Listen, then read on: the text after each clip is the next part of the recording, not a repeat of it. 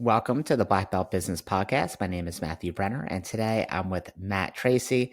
Matt Tracy is one of the top performers, as noted by Ron Sell in the Spark software that they have for martial arts school owners. I don't know if you're top, I'll have to find out, but I know you're one of the best and definitely top 1% in our industry. Absolutely. So if you want to learn how to operate one location super profitably, and not just, oh yeah, I make 30 or 40,000, but you want to make 70, 80, 90, past the six figures in monthly income, you're going to want to listen to this episode. I learned it from Matt. So Matt, thanks for coming on here today. Thanks. That was a really great introduction. I really appreciate it. Yeah, my pleasure. Tell us a little bit about the numbers of your school and the reason why I want to start with that is because I think there's a lot of like fluff people will say. I'll talk to a lot of people that are like, hey, I have 400 students. And I'm like, how much is your revenue? And they'll be like, 22,000. I'm like, something's going on right there. Either don't have 400 students or you're charging like $75 or something a month. I don't know if that's a real number. I can't do that math real quickly. But so there's always something that's like kind of missing, right?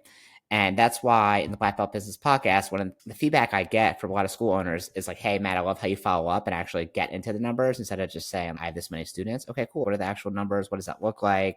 And I don't think I ask the hard hitting questions, but I'll definitely push sometimes if someone eludes an answer. Okay, tell me if we were having conversations behind the scenes, we were at some martial arts business conference. Okay, there's a ton of them. We're in the hallway and you're just kind of telling me, maybe not something you tell to the entire crowd, but you're telling me like, what would you say? Right. So that's what I like these kind of conversations to be like. So yeah, dive in a little bit into the numbers of the business. Sure. And I'm totally an open book, so feel free to ask any, questions, no boundaries on that. So yeah, we have 514 students as of today. We bring in anywhere between, 135 and 145,000 dollars a month in gross revenue. We are located in a suburb of New York City, Westchester County. Monthly tuition for our Taekwondo students, we have about 400 Taekwondo students, is on average 210 per month. That's our 2 days a week basic program. Most of our kids are in that. Obviously, if they're doing the Little Dragons, black belt program, a little bit more, less expensive on either side.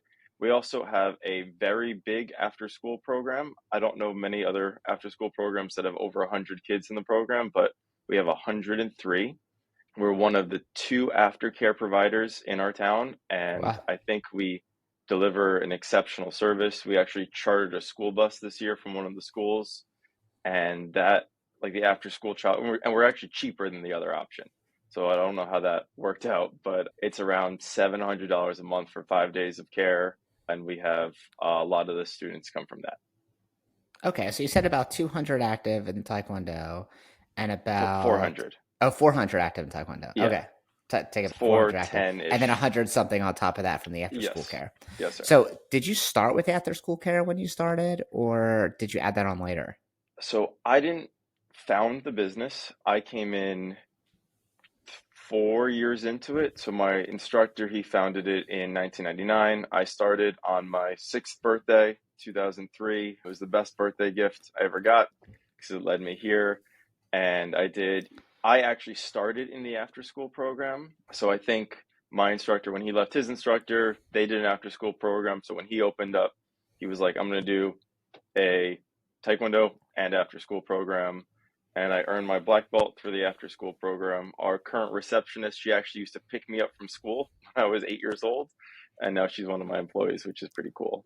That is super awesome. Okay, so each month you bring in total about 140K in revenue. Some months obviously you might be able to hire a little lower, but about that. Yes.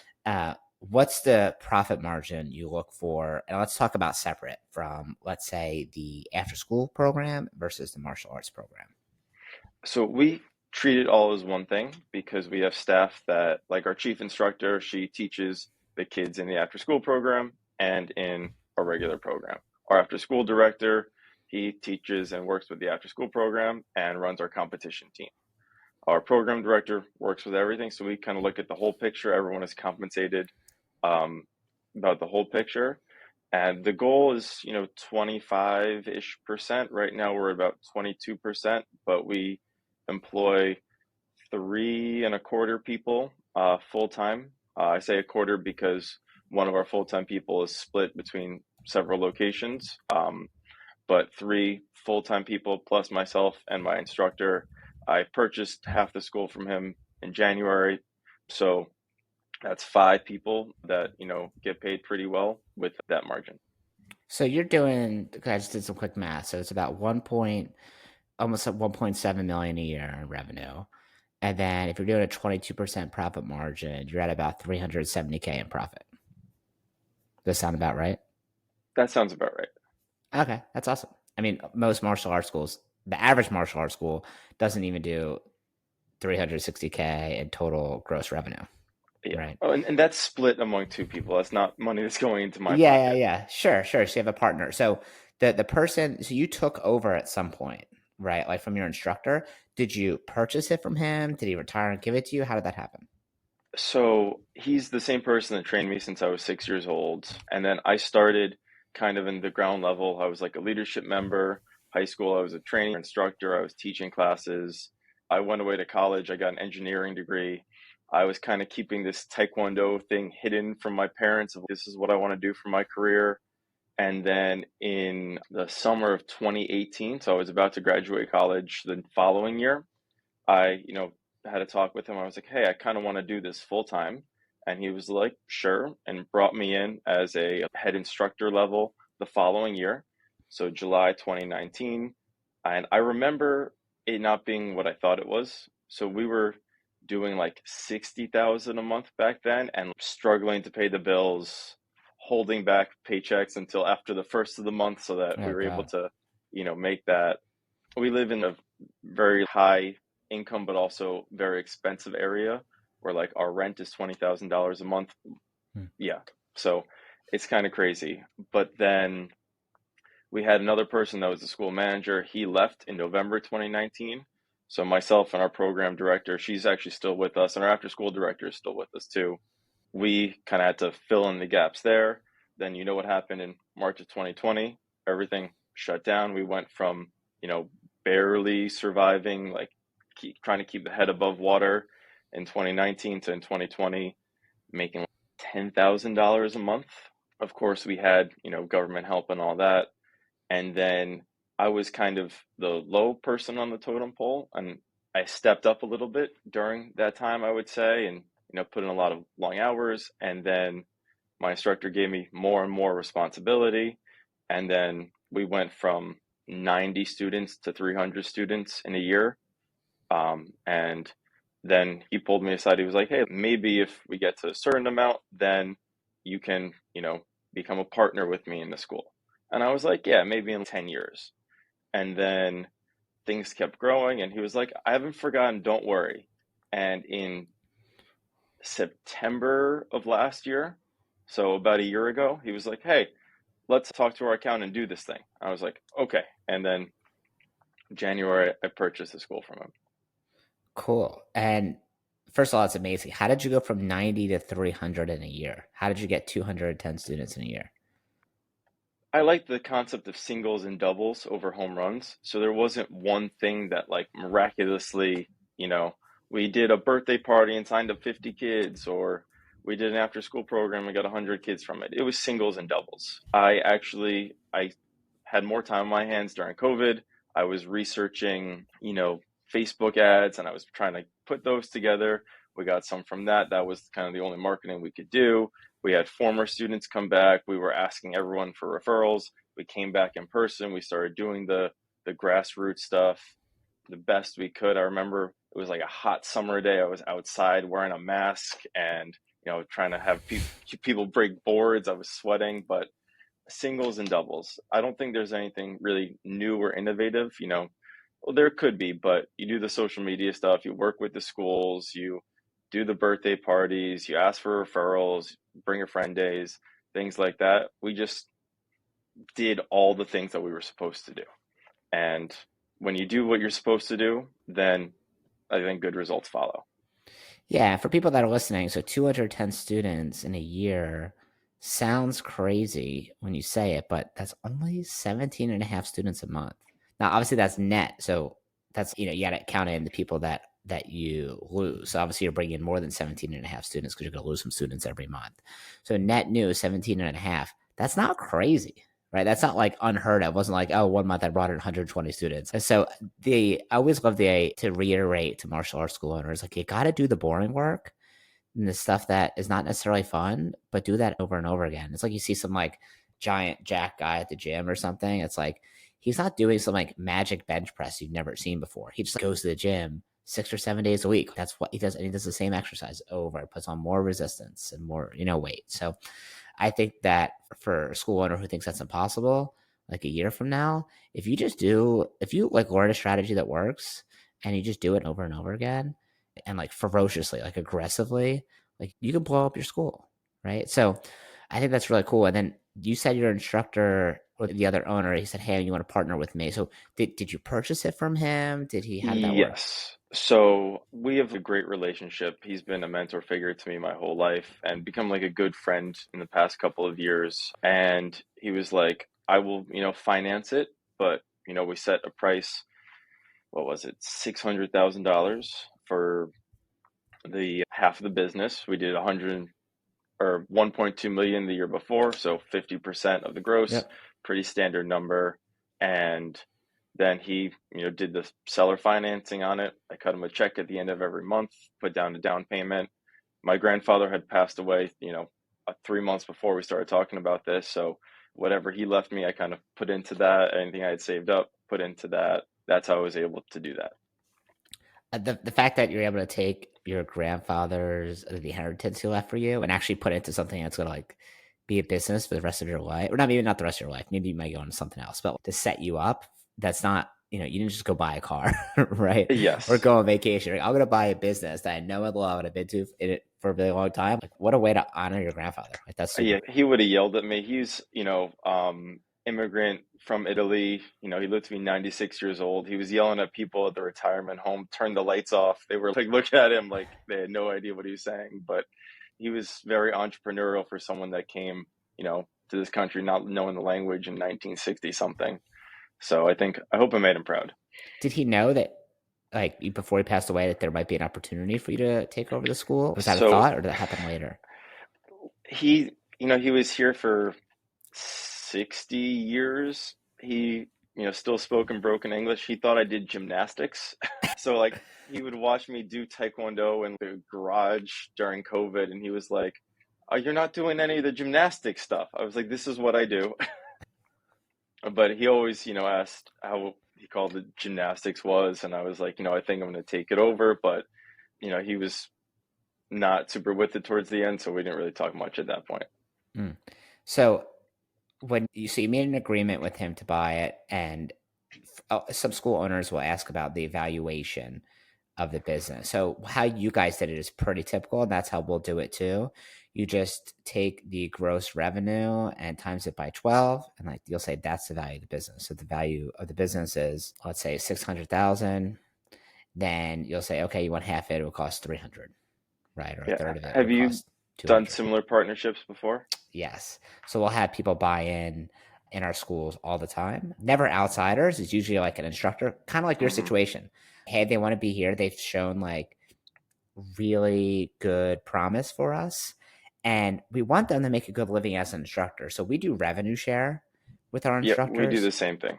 Okay, cool. So what we do is we take 30% of our gross revenue, and that's payroll. Okay. And that gets split up between the head instructor and the program director. Okay. And if they want to hire any other people, like an assistant instructor for a couple of days a week or some teenagers, that comes out of the same bucket. Okay. Okay. And then, so obviously, the better the school does, the better they do. And Hmm. the cool part about it is with revenue share is they don't have to worry really about the expenses. They just have to worry about the amount of money coming in, Yeah. right? Like I only get paid on profit, right? Hmm. So anyway, that's how we'll split it up. But sometimes, and they can make great money with that. If your school's doing 60 or 70K a month, you're making six figures as an instructor. Okay. And Now, is there a yeah, go certain ahead. revenue per month that they have to get to before you broach the topic of partnership? At least $30,000 a month. That's Okay. like bare minimum. Unless like they've already been at another school and they want to start a newer school. Like it's Okay. and they will say, okay, cool. Here's like the money you'll need to put in to be a business partner with us, and usually it'll be a percentage of whatever the startup cost is going to be, or we'll estimate. So we'll say, Okay. okay, it usually costs anywhere between 80 and 150 to launch a school. Here's how much money you'll put in, and then we'll use that money to open the school. It's not like it goes in like my pocket or Yes, something, of right? course. And the reason why we do that more than anything is because they're bought in and they feel ownership, even if it's only 10% or 15% or 20%. Like it feels different when you own a business. I think you act differently. Okay. Now I have been bitten before where I thought someone was going to act differently. Instead, they thought, oh, now I own the business and I get to sit and relax. And it's like, no, now you have to do more work because now you have all this money on the line. So, Yes. and in the past, when we haven't had someone uh, have ownership, then sometimes what'll happen is we'll open up a school and the person who opens up the school decides it's too hard the first month and they would just disappear. And And then you're left then with a school and no one to teach. no one to run it. And then all of a sudden I'm teaching classes again. Right. And not what I need to be doing at the moment. Right. So really bad situation. I know our mutual friend, Seth Berkey, he's had that same exact thing happen. We talked about it on our episode together. So having someone put money into it and have money on the table is so, so important, but it doesn't guarantee success. Cause like I said, I've had that bite me in the ass before too. You just have to have in your contract specific terms that are like, hey, if you don't operate at a certain level, then I get to buy back the shares for the original purchase price. Okay. So if they put in 20K and the business isn't doing well, but like doing better than when I first started, but still not doing well. It's been lasting for a long time. It's not like they get to take profits from the business. It's like, no, I gave you a great deal before, but now I'm not going to lose money on the way out. Like you need to be operating the business. You can't just like, just disappear and, send you a kind of a check whenever. Like usually we want people who are operators, right? For me, what I'll do is now I'll just be kind of more of a matchmaker while I kind of put people together, find the location, get it set up. But I have people who are the operators who also have ownership and they'll kind of run it. So I won't be there very often. I'll watch classes on cameras and I'll do Zoom meetings and I'll be involved, but I'll have a smaller percentage. I'll have, 20 or 30%, but I put the marriage together. Does that make sense? Yes. So, okay. So tell me more. So you paid all this money for a partnership. Can I ask how much money was out of pocket in the beginning? Because you were Sure. young, so it must have been scary. Yeah. So my most of it came from my grandfather. It was 350K, and that was it. And then 250 was finance. So, Wait, were you scared? oh yeah, I was scared That's out of so my much mind. money. How old were you? 26. Yeah. Yeah. So you just get this money from your grandfather and you're like, oh my God, this is probably, I'm assuming that's more money than you ever had in your life. Oh yeah. Yeah. Yeah. Okay. Yes. So, and then all of a sudden you just write that check and give it to someone else. That's It was a ballsy. huge, I haven't seen six figures on a check before, Yeah. but yeah, that was crazy. But, my instructor, he showed me the numbers. He was like, this is how much school made, the past 2 years, and that's not including what you made, right? This is the gross profit plus now take out what you already made. That makes it this number. If we keep doing the same thing and better, you'll make half of this and you'll be able to, pay back the loan over time. And we settled on 10 years, 4%. So every month they cut him a check for 2,500 bucks. 10 years of, that's a great deal. That's a great deal. Yeah. So how much longer will you pay him back quicker or Um, Maybe, trying to get married, start a family, that kind of stuff. okay. So I'm putting cash aside for that, buy a home for a family, things like that. Yeah. So not right now, but maybe when, I'm able to, then I'll probably put more towards that. And If is he I like don't an know if I'm allowed to, actually. It oh, you might might be in not the be able to buy it terms. back sooner. Yeah, it might be. I didn't really read the thing, All right, but take that's it out not good right now. advice. I'm an attorney. No, I'm just kidding. So did you guys have an attorney look over the document or did you guys Yes. just make something? Okay. So we did it pretty official, but like I said, he's been a huge mentor for me my whole life. I knew he wasn't going to try and stiff me on this. We have a Sure. great relationship, so I was like, if the lawyer says it's okay, I'm okay. Yeah. And sometimes people won't get official documentation. And I don't really understand that. Like I have not always been the best with documentation or contracts, but at least we'll have something, right? Something And is it's, better than nothing. yeah. And what I'll say to the people I partner with is, hey, when we make this contract, I never want to look at it again, ever. Okay. So even more recently, I had someone who I had to buy back the equity from. Okay. And it just wasn't working as a partnership. So I bought back the equity and I was like, listen, we can go look at the contract and the terms, but this is just not working out. Let's just be honorable people here and just, split up this relationship. And that's okay. We tried our best. But I don't want to be like, oh, this is this and this is that. Let's just be honorable. And if you have to, fine. But I don't want to have to get to that. Right. It's just, I feel like that's how you end kind of on bad terms. But obviously, the contract should protect you. The good thing now is with ChatGPT, do you use it often? Not as much as I did when I first started using it, but it definitely has its purposes. Okay, so I love ChatGPT. I think it's the greatest thing ever. I'm on it for literally hours a day, and I pay for it. So I bought like the upgraded version. It's like Yep, I think $20 a month. much better than And the free one. yeah, so the cool thing is you could upload documents. So I have a commercial property where I need to send an official letter to the owner of the property because he's violating some of the terms. I'm not an attorney. I could hire an attorney. But I feel like there's some things I could do in the meantime before I hire an attorney, like maybe some things to show them that we're serious. So I just uploaded the lease into ChatGPT and said, hey, act as my attorney. Here's what this person did. What is a letter from an attorney that I would send them? And ChatGPT read through it and said, and made a letter. It was like, in your lease, these are the terms that you violated. Step one, step two, step three, blah, blah, blah. And it was so, probably would have cost $1,000 or $2,000 a letter from an attorney. And I'm sure there's some attorneys listening right now. They're going, oh my God, no way. That's not valid.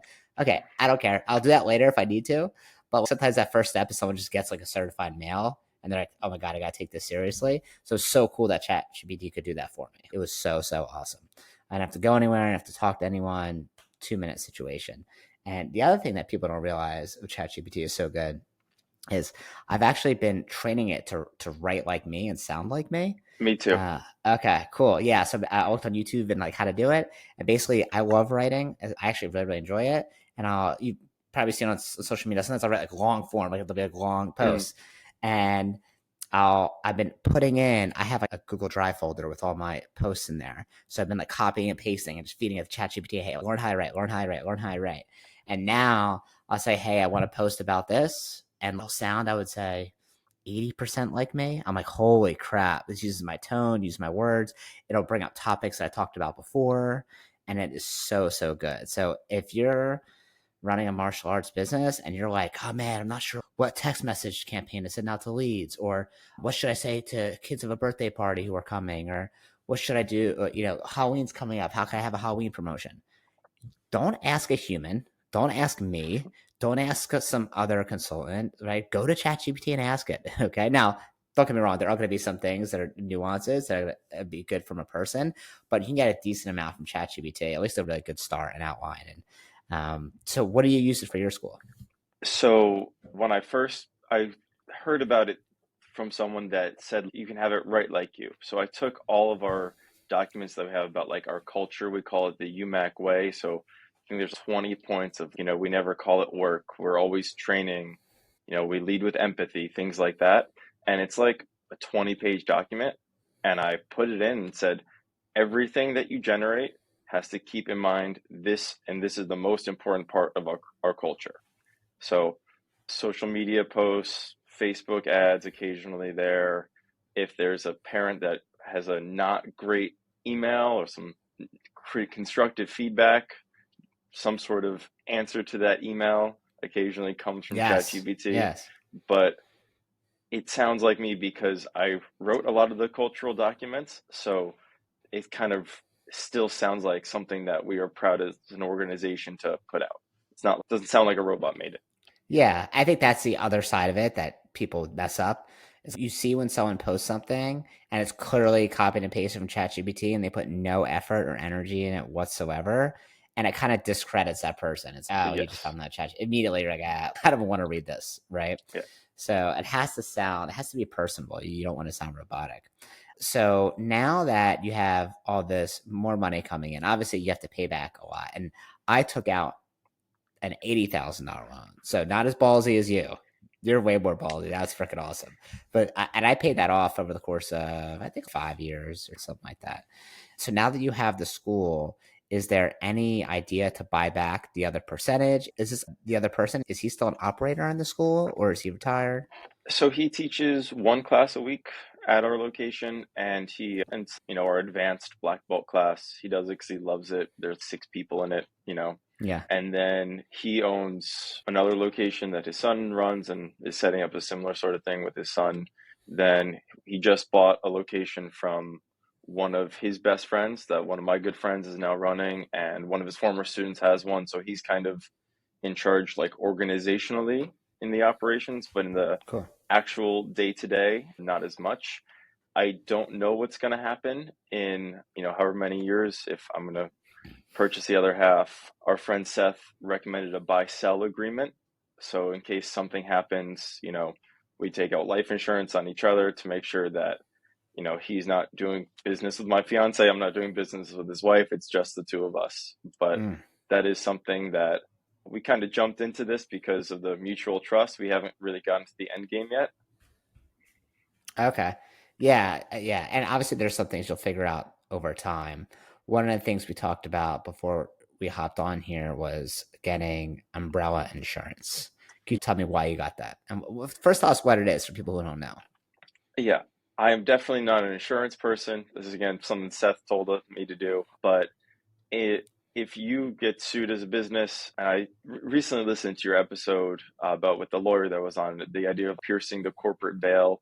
If you Hmm. ever did something like that, I don't know the legal terms, but they could go after your personal assets. An umbrella insurance is just, I believe, additional insurance that would cover anything, that's not covered by your home and auto policy. Did I get that mostly right?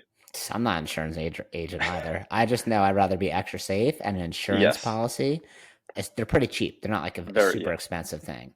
So it's cheap and it kind of covers like a large swath of your assets that's cheap and like where there might be holes that you don't even realize. So if you have any sort of assets, get an umbrella insurance policy. I think what it doesn't cover though is like there's some things it doesn't cover. So talk to your insurance agent. And obviously I'm not a lawyer, you're not a lawyer, but I know it doesn't cover like jewelry. So I have like a couple like fancy watches and I'm pretty sure those are not covered. I need special insurance with them, which I did have, but then when I moved in my new state, I'm in Florida now, it doesn't cover it here. So now I have to find a new insurance. So that's not fun. So now that you're making good money from the school, what are you doing with it? Like you're 27 years old, you have this extra income, hopefully more than you've ever had. So what do you do with it?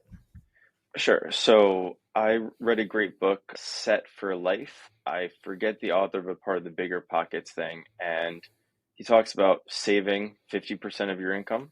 And when I was making 30,000 a year, I did that. I am trying to do that now. And it's not just, save it, put it in a bank, but I, did that when I was making 30,000. So I was able to buy a rental property at 22 years old, sold that, was able to buy another property. Honestly, right now, a lot of it is we're trying to sell this one property because it's vacant, and a lot of the money is going towards the mortgage on that one. But putting it aside, I'm getting married to my beautiful fiance in 9 months. So we're doing a Italian countryside wedding. We're renting a Cool. villa for a week, doing a Cool. 2 week honeymoon. So a lot of that is going towards saving for that. I have a Roth IRA, so I try and max that out every year, compounding interest as soon as possible. I started that again when I was 22 years old. Ramit Sethi's book, I Will Teach You to Be Rich. That was a great one for Yes, that I kind love of that book. knowledge. Hmm. And then putting things aside, I always used to get nervous about buying people like Christmas and birthday gifts. How can I afford it this month? So I just set a certain amount aside every month into like an occasions bucket. And then that same thing with vacations or emergencies. So I put a certain amount aside and then, going on a 2 week trip, okay, and just not have to worry about it. That's great. I like the idea of a separate fund for gifts. What I do for that is I don't buy anyone gifts for holidays or birthdays. And that's not me being cheap.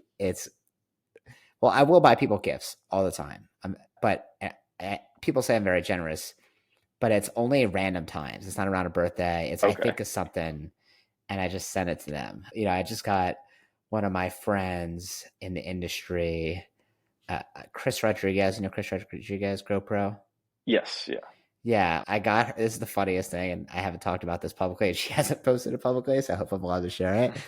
But I got her a bidet for her house, Nice. and I got a bidet as a gift, and I thought it was like life changing. I'm like, everyone needs a bidet. You shouldn't be like I didn't know I needed it and wanted it until I had it, right?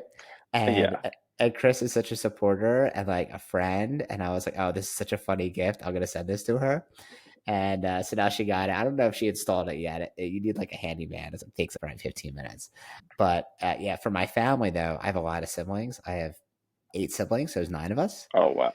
So getting gifts for holidays would be like, especially if you're a teenager, early 20s or something, like you'd be That's poor. a lot. Yeah. Yeah. So ever since I was a kid, sometimes the youngest kids will get gifts. If you're like 5, you get a gift. But Hmm. once you hit like the early teen years, you didn't really get gifts. So my family kind of has that culture of no gifts, and everyone's okay with it. There's no, I love it. Like I love the fact that I don't have to give anyone a gift. They don't have to get me a gift. I'm cool with it. My so is your fiance Italian too? No, she's not. She's not. Okay. So my girlfriend is Italian. And as I, have been ingrained in her family, they do gifts. And I'm like, oh my God, I haven't done gifts my he entire he thought life. you were out of I've it. You never had avoided to it. do it. I avoided it. And all I've been doing since we started dating is trying to convince her that the no gift method is way better because it's too stressful at holiday time. I'm like, all your siblings, like her sisters in her 30s, everyone's older. There's no little kids. I'm like, why are we doing gifts? I don't need an Amazon gift card or like something. It's nice. I appreciate it, but I'd rather not give, rather not get, and just enjoy each other's time. Right. So that's our philosophy, but I know that I that could also get me in trouble sometimes. Yeah, I would say instead of trying to convince her parents, Convince her that parents. Yeah. Well, if I that could system convince worked her, out. I thought she would convince her parents. I feel like if I could try to No, convince her it's gonna parents, then work that's a, down. well, yeah, trickle down gift giving. Got it.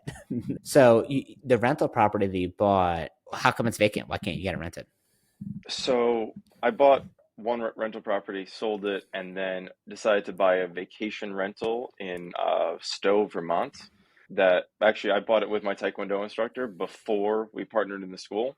So we, bought this place, renovated it, and then pretty much right afterwards, Airbnb changed their laws in Vermont, or Vermont changed their Airbnb laws, and they wanted more long-term renters versus short-term renters. So we have a couple of long-term renters, but one guy moved out because we're trying to sell the place. So he didn't want to, like, the sellers didn't want someone living in there. They wanted to live in there. It was a 1 unit. We turned it into a 2 unit, which definitely added some value there. But we bought it at the tail end of the peak of, Airbnb in Stowe. So we Yeah. had two good months, and then yeah, Yeah. Bad timing. There's nothing you can do with that. yes, So does that turn you off from real estate investing? Or do you still want to do more? a little bit. I would like to get into it a little bit more, but I took a huge risk on this business. And if I could invest more into this and grow that, then I think that might be a better option. But feel Mhm. free to prove me wrong on that. It sounds like you have some rental properties and Yeah, but there's going to be no better investment than investment in your business. Right. So if you can invest more in it or invest in more locations later, invest in properties. Like I think people think that's what you need to get rich, but you don't. I mean, that's just a way to it's like another investment vehicle to store some of your assets in and to put it somewhere else. But there's no passive investing in real estate. Anyone that thinks, oh, I'm just gonna buy it and get some rent, definitely it's gonna be not. awesome. Hell no. I'll tell you a couple things that kind of suck. Is one last year. So I have like rental properties that are by like the university that I went to. So like Okay. they're student housing, but they're like single family homes. And it's in like a bad neighborhood in North Philadelphia, but that's where the university is. And there was so much crime in the area that they decided to draw a line in the community where they're going to patrol with police officers, like not necessarily just on campus, but off campus too, where students live. And one of my properties is 1 block outside that new patrol zone. Oh my gosh. So students were always there on that block. It was cool. But Not now, anymore. not anymore. Now parents call and they would say, "Hey, is it in the patrol zone?" "Oh, no, it's the block away." And they would just hang up. So they don't even look there anymore. So I ended up getting, I was originally getting, let's say, $2,300 in rent, and now I'm getting like $1,600 in rent. So Hmm. $700, you know, the difference sucks over the course of a year per month. And then I also had a lot of things go wrong in 1 year. So last year with my real estate investments, like including they're both rented, including with these both residential properties being rented, I lost $20,000. Wow. It was like the roof needed to be fixed. There was a giant leak. The electricity went bad. It was like literally a million things. And I'm just stressing heavy. And that, remember, they're both rented. It's not even, they're even vacant. They're rented. Yes. And even with that, on top of that, it's still down 20 grand. Now, obviously, over the course of 20 to 30 years, it all evens out and they'll be fine. But I wouldn't buy student housing again. I would say that's probably my biggest advice, because you get higher rent than you would if it was just rented to someone locally, because students will pay more to be close to campus.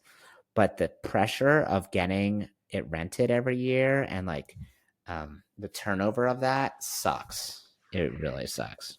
And I'm sure college kids aren't great tenants. I remember being a college kid not being a very good tenant. Yeah, I mean, I don't think I've ever had any like really bad tenants. I would say they can be dumb, but they don't know how to do anything. Like a light bulb goes Yes. out and they're like, the light's broken. Did you try to change the bulb? No. How do I do that? Oh, you got to come do that. Dude, I put bulbs in the basement. Go unscrew it and screw the one back in. Oh, it works now. Who would have thought? Right. So I would say that part is annoying, but no one's ever really trashed a place. I would say maybe I just got lucky. We'll see. But they do like to text me at all hours of the day and night. And I have a management company, so now they do it. But even with that, the management company will be like, there's always something wrong. And that part sucks. But it doesn't mean I'm going to shy away from it just because I had one bad slice of pizza. Doesn't mean I'll never have pizza again. Right? I know long term that's what's going to matter. I think what I prefer now more than anything, even though I probably will buy more residential real estate, is buying commercial properties where our martial arts schools go. Because at least I know the business is going to pay rent. Does the guy who you're partnered with, does he own the building you're in right He now? does. He does. Okay. It's a That's really separate cool. corporation. He owns another building that one of our other locations is in too. So Mm. I've definitely seen that model before, and if we ever do, hopefully I can get in on the commercial real estate part. Do you think you'd ever open up another location? Is that something you think you want to do? Maybe. I'm still pretty young and still have a lot of time ahead of me, but yeah, if there's a I would only do it if there's a person that wants to come up and fill someone's job here, and then I would take the chance on one of our chief instructor is awesome. She's 22, fresh out of college and just crushing it. So if she was like, "Hey, I want to take the next step," and someone is ready to fill her role, then I would support and open a school for her. So, how many instructors do you have on the payroll? Oh, that's a great question. We have 20-ish people on the payroll. Not all of them are instructors. Three after school staff that aren't instructors, one receptionist, not an instructor. Everyone else is a training instructor and assistant instructor. But yeah, and we try and keep part-time people to once, twice, maybe 3 days a week to avoid burnout. Okay. And then how many people are full time versus part time? So we have three full-time, and then Three everyone full else is time for the part-time. martial arts school, or those people, because you said some of them overlap, but you do martial arts and they also do the after Yes, school. so we're all one building. I mean, three different training rooms, but yeah, we have one after-school director, but like our martial arts program director, she does one of the van runs and is going to do like the Halloween party for the after school group tonight. And our chief instructor doesn't just do the Taekwondo classes, but teaches the after school Taekwondo classes. So they overlap quite frequently. So, who does all the books for the business? Do you learn how to do the QuickBooks and P&Ls? Yeah, And we do those together, my partner and I, and we would go over them organizationally for the other schools too. Mhm. Okay, so consistently, obviously, you guys have good enrollments. What about your retention? So it definitely goes up and down seasonally. So right now, October, November, December is going to be pretty good retention. Right now, we're at like 1% for the month, and we're at the 20 whatever of the month, 25th. 1% Um, attrition. attrition. Yeah. Okay. And that's people that have said, hey, we are quitting. People that are like, we're going to go on hold, but we don't know when we're going to come back. And people that we haven't seen in the past 30 days, we contacted several times. They didn't get back to us. We'll just remove them, deactivate. And then sometimes they come back. Most of the time they don't. But that's a pretty, strict number. Yeah, that's great. I think some martial arts schools, they think, oh, this person's going to come back. So they consider them an active student. For us, it's if they haven't paid 2 installments or they haven't been there in 3 weeks, unless they say, hey, we're on vacation or something, Yes. like, hey, then they're off. Like they're not considered active. Now, if they still have a membership, do you guys do like term contracts? Do you guys do like month to month? How do you work it? We do a little bit of a mix of both, but in reality, we don't do any renewals anymore, like in practice, but in theory, we do. So all of our students that pay every month are all month to month, 2 weeks notice. It's like the policy there. And I really like that because then let's say, we have 10 students in class and two are on a 6 month membership that are expiring at the end of the month. Should the instructor try and give them more attention or not? No, everyone's the same. The only term that we offer is people can pay in full 3, 6, or 12 months for the year. But at the end of the term, I actually stole this idea from Progressive. My insurance was renewing the 6 month, and they were like, to make it easier and save you time and energy, your policy will automatically renew on this date. I was like, copy, paste. To save you time and energy, your membership will automatically renew on this date. Here's the payment, here's the amount. And then they get an email. We get no issues with that. People, they're told a month in advance, and then they do the 6 month pay in full membership there. Cool. So how much is a 6 month pay in full? What do you guys charge for that? So whatever our monthly is, times six times 90%. So they just save Oh, so you give 10% on it. 10% discount. Yeah. For 3 months, they get 5% off. 12 months, they get 12% off. Okay. And what's like percentage of people that do that? Not many. Maybe like our biggest month with it, I think this month was like 6 families that did it. Six, like maybe there was a family of two, family of one, So those but are also going to be people that are renewing. yes, It's not always technically, just people that just like first enroll. no. So it's if you pay when you first enroll and you do the 6 month pay in full, unless you tell us you don't want to do that anymore, you just get 6 month installments. Yeah.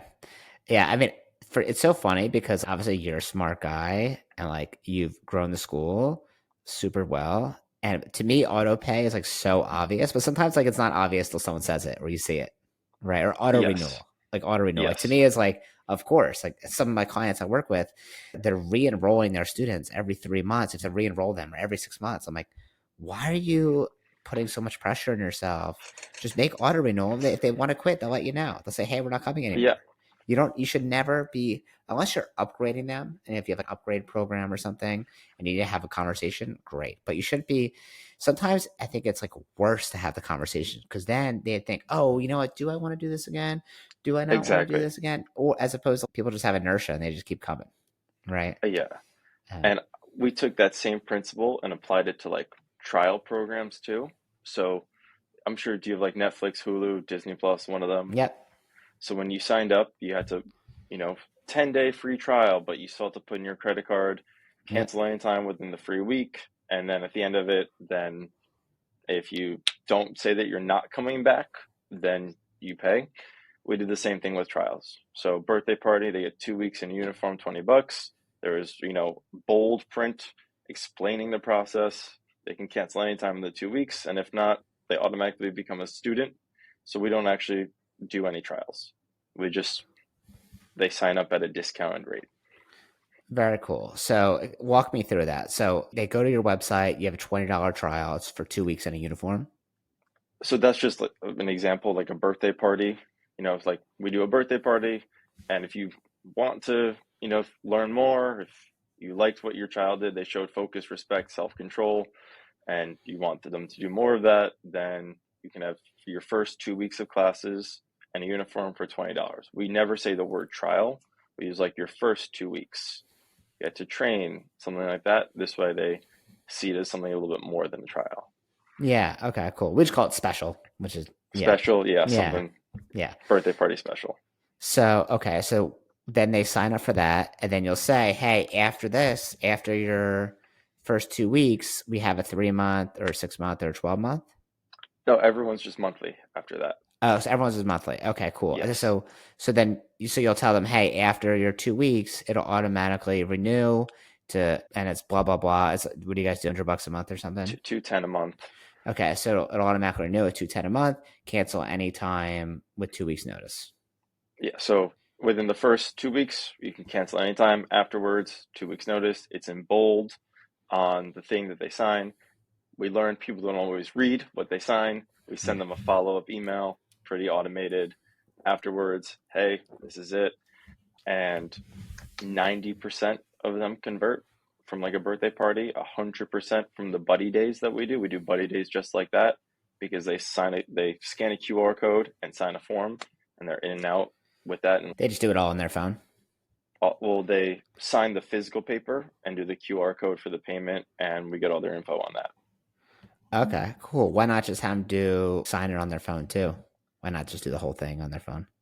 I like the I'm kind of old school. I like, we have really nice pens. I want them to do like a pen and paper. It's kind of more of it feels more of a commitment when you do it on paper. How many times do you click I read the terms and agreements online and not actually have read the terms and agreements? Sure, but if you want it to be like Netflix, Netflix never sent you a contract. They just That's had you true. check a It's box, right? a, And you guys don't, and you guys yeah, barely have commitment anyway. You only have a 2 week commitment anyway. Like that's yeah, all you're committing to at any point is 2 weeks ahead of time. So I'm just curious what your thought process was. I mean, you got some nice pens. I guess that's kind of cool. yeah. Like I like the act of sitting down, going over. I'm a pen and paper person. I have an engineering degree and I hate using technology and all that.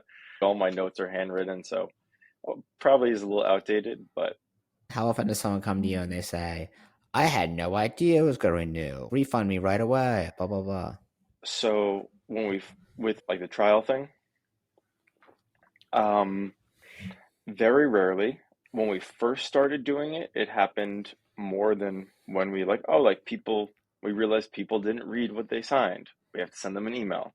Once we started sending the email, it's only happened once, and that was, 8 months ago, and it was a language barrier. They didn't fully understand. And if that ever happens, we refund them right away. We don't want there to be any, well, oh, sorry for the miscommunication. It says it here, but clearly there was a misunderstanding. You're on your way. And then I think the person happened to actually reach out about like summer camp recently. So I think by refunding, we kept the relationship alive there. Yeah. Okay. That's great. So you said buddy days work really well for you. What do you feel like you do well on buddy days that other people might not do? I don't know. It's a good question. We try and keep it really simple. So everyone gets to bring a friend for a free, fun Taekwondo class. We promote it in class. We do it once every other month, except during the summer. We'll do one during the summer after like Mother's and Father's Day. That'll kind of count in May and June. And then everyone that, we pre-frame them. If you bring your friend and they end up trying Taekwondo after the first day, then you get a free sweatshirt on us. And we have a referral program with that. One kid brought in 6 kids. I was like, okay, free sweatshirt, free uniform, free belt graduation, free equipment, free sweatshirt for your dad. Kind of ran out of things to give him. Free rental property. Just take over the No, mortgage. No big deal. that he'll get that at 100 students referred. But yeah, and then this past one was a little bit smaller. We didn't promote it as much, but it's a Saturday. It's normal Saturday classes. They come into our regular class. We try and do it during self-defense or kicking. We have sparring, but obviously the buddy isn't sparring. One of those weeks where we're not teaching as much curriculum, like the forms, things like that. So it's more accessible. They do a lot of partner work with their friend. And then a good percentage of the little dragons sign up, usually close to 75 to 90%. And then the older kids, sometimes they come with the buddies' parents, not with, or they come with the students' parents. The buddies' parents don't always come. So that's a little bit harder. But we get like 50 to 60%, I would say, of those. Each one is, pretty much a guaranteed 5 new students. Wonderful. That's awesome. And then what do you say? Like, how do you announce it after the buddy day? Do you do it in the beginning, at the end, like the offer for? Do the very end. Okay. And if your child wants to learn a little bit more, they get their first month in a uniform for $49. Cool. And then you'll have them fill it out. They'll give you the financial information, and then their trial or their membership will automatically start after their 2 weeks. Yes. That's awesome. Is there anything else you do that you think is really important or other people might find valuable? For the buddy day like that? Yeah, buddy day or the enrollment process. So we do the rest of our enrollments a little bit different than that. So the buddy day and birthday party, those are pretty much the only ones that we do, like the QR code, and like the everyone else does. I guess if they come from a Facebook ad, they get a special. It's 1 month for $99. But then everyone else is like a normal membership agreement. They pay the full tuition to start. And the biggest thing that I think is important in the sales process is, I mean, it's like the sales basics, but I think people overlook it, is if you're doing an intro lesson, we do intro lessons, trial class, same thing. There's a reason a parent brought a child to your Taekwondo school or martial arts school. We do Taekwondo. They want their child to improve in something. You have to find out what it is. Then you have to show them that your service gives them what they want. They don't want to hear you say, yes, martial arts helps your child with focus. They want to see their child being more focused. And if you can't do that in like a 10-minute intro lesson, you really should be able to do it in a one-on-one intro lesson, pretty easy. 45-minute group class, 30-minute group class, you should be able to do it pretty well. Then if they see it and it's what they want, and then I ask, and our whole team is trained to ask, if we're sitting down 6 months from today, what do you want to see from Johnny to feel happy about his time here? And what do they say? They reiterate what they checked off at the beginning. We do check boxes: focus, respect, self-control. And then I ask, was it clear how our training, how our class, how training here helps your child in that way? And I've signed up like hundreds of students. Only one person ever said, no, I'm not really sure. And they actually signed up anyway. But everyone's, yeah, like it's abundantly clear. So people don't want to hear you say Taekwondo martial arts helps with this. They want to see their child actually impacted. And the sooner you can make the impact, if you do it in that first lesson, there's no reason they shouldn't sign up. Well, unless, scheduling, finances doesn't work out. But usually if you're going to help them, they can make the scheduling and make the finances work. Yep. And I think the most important part of that is finding out what they actually want and saying, okay, cool, here's how to get that. And here's the membership to get that thing that they want. Right. And I really like the 2 sentences you used. Were you going to say something there? Oh, I was going to say, and it's also good to know if they're not a good fit for you. If they're like, I want my child to learn how to fight like a MMA person. Okay, like maybe this isn't like the right place for you. I think it, helps on both ends there.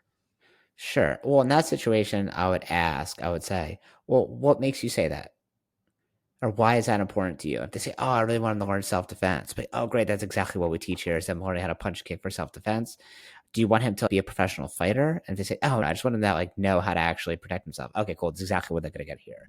But sometimes they'll say those things and not really know what they're talking about. And we do fit, but dad watches UFC, but he's never trained in his life. And he thinks he wants his son to be, Conor McGregor.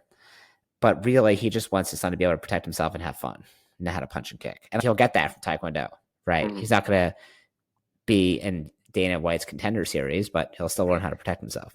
So yes, exactly. Yeah, most important to find out is what they want and why they want it.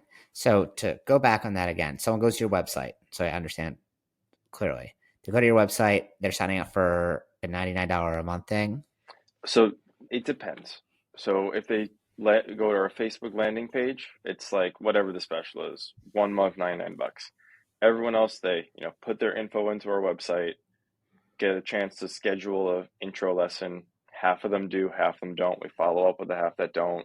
We still, the people that do, hi, we're looking forward to meeting. Is that a free intro lesson or they pay? Free intro lesson. Okay, so if they go to your website, it's just you get one free intro lesson. One free intro lesson. Okay. And that's private with an instructor? School. That's and it's usually with me. Okay. And then, so let's say they go to the website, they do the private 101 session with you. So you're like the program director? Kind of. We have a program director that does a lot of the upgrades and enrollments and that kind of stuff, but she's also teaching on the floor. Our friend Seth has told me to remove myself from teaching a little bit more to be kind of more managerial and like an owner.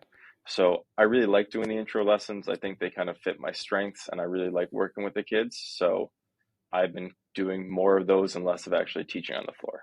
Okay, so you'll do the one-on-one session, and then will they enroll at that one-on-one session, or will they go do a group class right Yes, after and then enroll? they'll enroll right in the one-on-one lesson. Okay, so at that point, you'll say, "Hey, our memberships are $210 a month. What credit card do you want to use? Like, how do you? Because you're not doing the trial that automatically renews at that point. You're just going right to membership.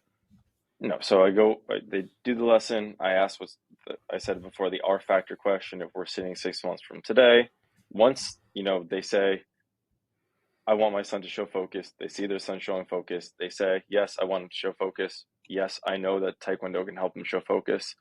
Then it comes down to schedule and price. I go over the schedule. It's really important to have a class schedule with a lot of different options. So if you only have beginner classes at 3 in the afternoon, like the parents that work till 5 can't ever take their kids. So like kind of Mondays early, Tuesdays later, something like that. Then our membership is 210 a month, 2 weeks notice, go over like bell testing fees, and then I close with equipment. I'm like, everyone starts with the basic equipment pack. It includes this. Normally it's 150. Enrolling today, it's only $100. So they Okay, save $50. Most of the stuff in the equipment pack, well, all of it definitely costs less than what they're paying for it already at sure. 100. So we're not losing anything, but that perceived savings of $50, most people sign up right away. Like I would say 95% do. Okay, cool. So you'll give them a discount on the equipment pack. So first you go over the membership. Do you say, is that okay? Do you want to do it? Or do you just say it's 210 a No, month? Here's our equipment. no, I've kind of gotten a little bit more bold with it. If they're doing Sure. just like the once a week and they're a little dragging, I'm like, it's just 160 per month. I kind of make it seem like it's not a lot. It's just 210 per month. There's no long-term commitment, things like that. But I definitely don't, I actually don't even ask, is that okay? I'm like, and if you enroll today, you save $50 on that. And I just sit there. And then within 5 seconds, they're like, yeah, or, let me go home and think about it. But most of the time, they're like, okay, yes, we're in. I don't ask, do you want to do this? Because then they can Hmm. say no. If I don't say anything, then they have to say something first. Yeah, the old freeze out method. But I don't do it in like a cold, like Of course, yeah. Yeah, it's just, way. okay. Yeah, you give them a chance to think, right? Yes, exactly. So let's say they say, I want to think about it. Can I get back to you? What happens then? Sure. I give them, one more shot. I'm like, okay, I understand. Let's say parents are divorced, whatever, you got to talk it over. Do you think by 12 p.m. tomorrow, you're able to come to a decision? They usually say yes, right? That's a lot of time. By 5 p.m. tomorrow, end of the day tomorrow, yes. Okay, if you take a picture of this from an email to us by this time, then we'll still honor the agreement. And they still save $50. Okay, cool. So I give them one more shot with that. And if they're going to do it, they usually do it by then. If they don't within a day, then either they lied to me and didn't actually like it, or there was something that they didn't say to me where, it wasn't going to work out anyway. Yeah. Okay. That's good. And I think can I offer a suggestion there? Yes, please. And I got this from Jeremy Milner, like a sales guy on Instagram. Follow him on Instagram. Really cool and really good sales tactics. But he'll say, okay, well, so you want to think about it. Okay, cool. Like when you go and think about these things, like how long typically do you need in order to make a decision? They'll say, oh, like a day. Like, okay, cool. So let's schedule that now for a time I can follow up with you. And they'll schedule it now, and they'll schedule a time to speak. That way, it's not like they're getting back to you. It's like, oh, they have an appointment with you because they can't reach out to you at any time because you might be busy. So Mm, I want to make sure that I have the time to get back to you because you can't just reach me anytime because I'm teaching. So let's schedule a time now that I can reach that I can call you that way I can help you that way I can answer any questions you might have. And then that way they're like, okay, cool. Let their guards down. They have another appointment. Then I'll make a decision now. And then give me one second. He'll say, okay, just so I could better prepare for our meeting, what do you think exactly you're going to have to think about in order to feel good about joining the school? And then they'll tell you what their objection is. Oh, I'm going to be Okay. thinking about whether it's going to work for me with the schedule. Or, oh, I got to figure out if like grandma's going to help pay.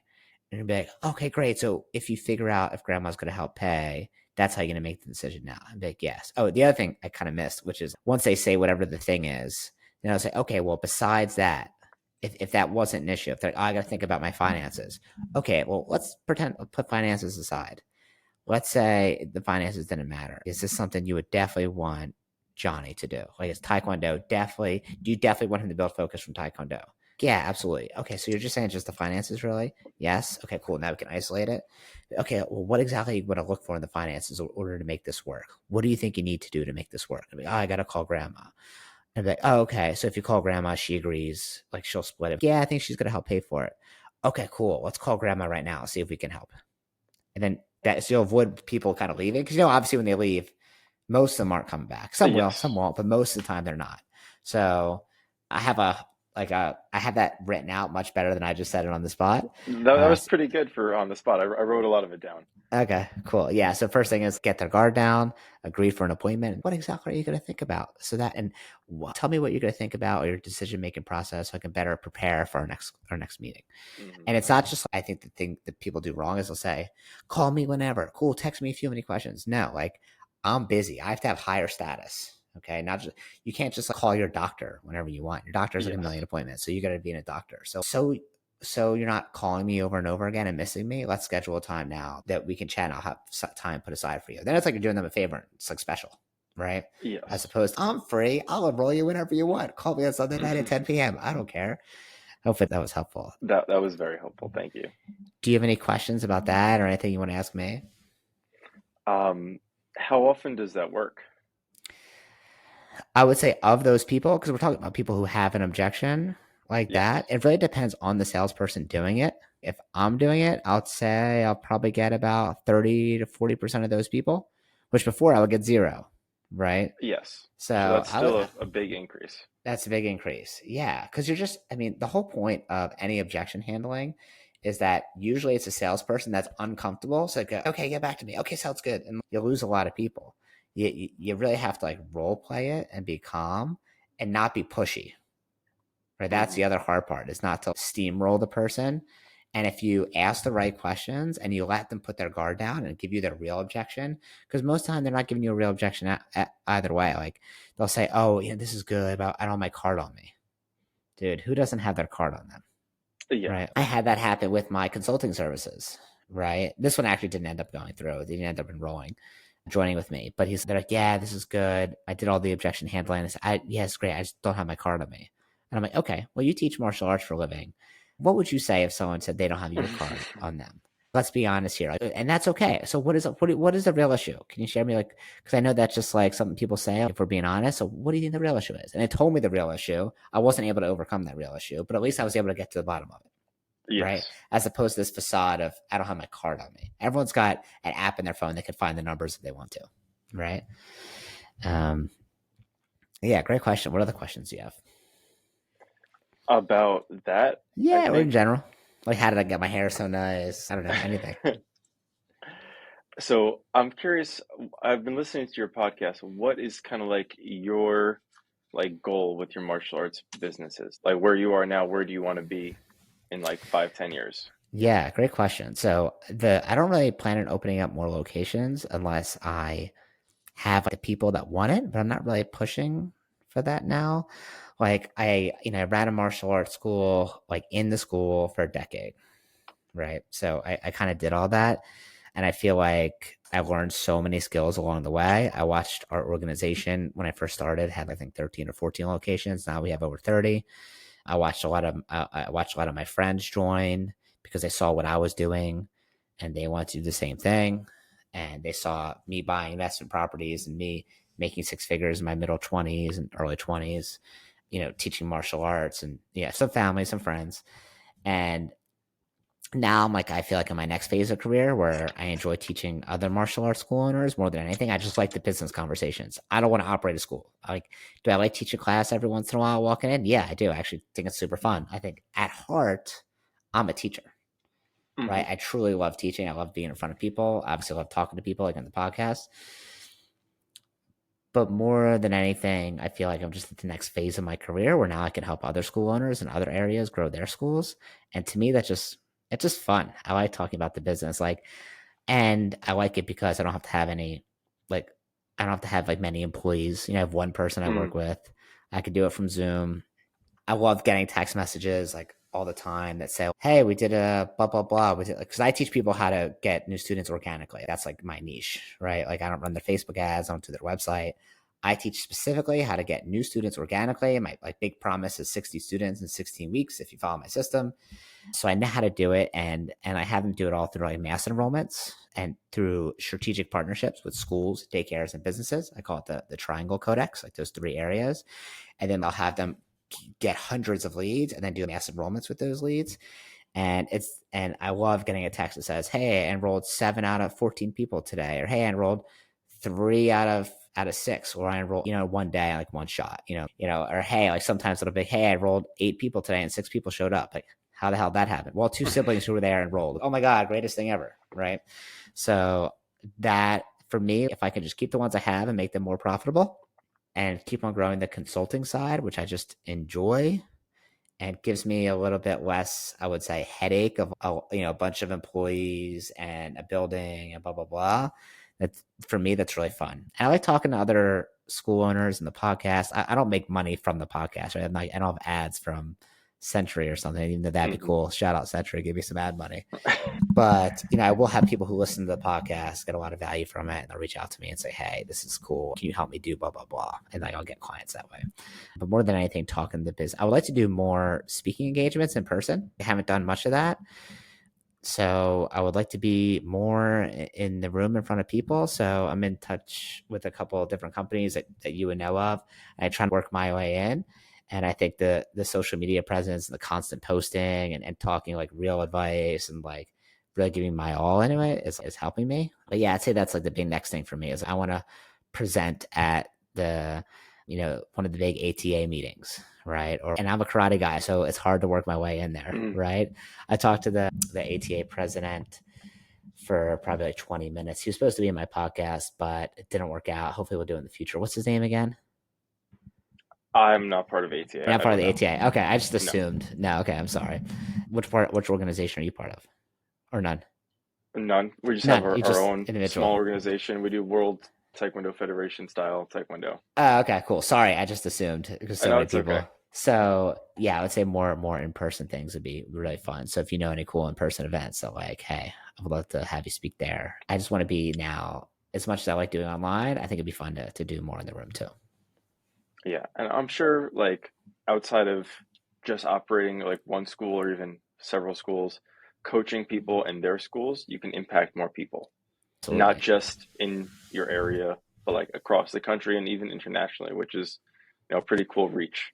Yeah, yeah. I've had clients in Australia, Ireland, and the US. So that's always that's really fun. Except the time zone thing when I have to have Zoom calls at 6 p.m.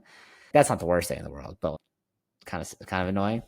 But yeah, definitely get to impact a lot of people. And I think as much as I can give away just like free value on the internet, I'm a big fan and believer in karma and like energy. And like the more you give, the more just people want to give you. And like as much as I can give with the free podcast and free resources, like that stuff comes around, right? The more generous you are with your time and energy, people are generous with you. So, and they appreciate it. So, thank you so much for being on here today. If there's someone that wants to contact you and they're like, "Hey, I want to pick Matt's brain about his Netflix strategy," right? How do they find you? I'm on Facebook, Matt Tracy, Instagram, Matt underscore Tracy 33. Shoot me a message. You can find me on Facebook and happy to help in any way that I can. Cool. And if you're a martial arts school owner listening to this and you want to learn how to grow your martial arts school, whether it's Taekwondo, karate, BJJ, it doesn't matter. Okay. Doesn't matter what style, as long as you teach kids, I would say. That's probably the other parameter. And you do at least $10,000 a month in revenue or have at least 100 students. I can show you our Triangle Codex, which is our 3-step system to get students organically. So you don't have to pay for ads. You never have to rely on digital advertisements for your school's business. It doesn't mean you never do it. It just means you don't have to rely on it. You have a steady stream of new students that you don't have to buy, that you earn instead. So you can find me, Matthew at wdojo.com. That's my email, or Instagram at blackbeltbrenner1, or of course, visit the website, wdojo.com. Thanks, Matt. Thank you.